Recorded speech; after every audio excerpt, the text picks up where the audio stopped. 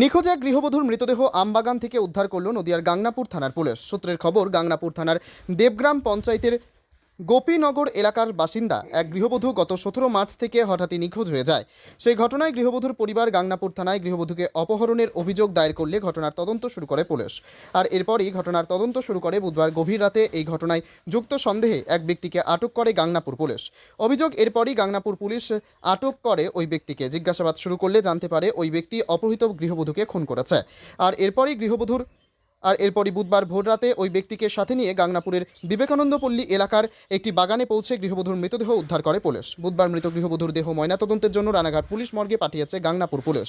তবে কেন এই খুন তা নিয়ে ধোঁয়াশায় রয়েছে মৃতের পরিবার। ঘটনার তদন্ত শুরু করেছে গাংনাপুর পুলিশ। বলছি, আপনি মারলেন কেন? হ্যাঁ, মারলেন কেন? কি কারণে? মারলেন? আপনার বিরুদ্ধে অভিযোগ, আপনি ওই মহিলাকে নিয়ে গিয়ে মেরেছেন এবং আপনি সেটা স্বীকারও করেছেন। কি কারণে মারলেন? কবে নিয়ে গিয়েছিলেন?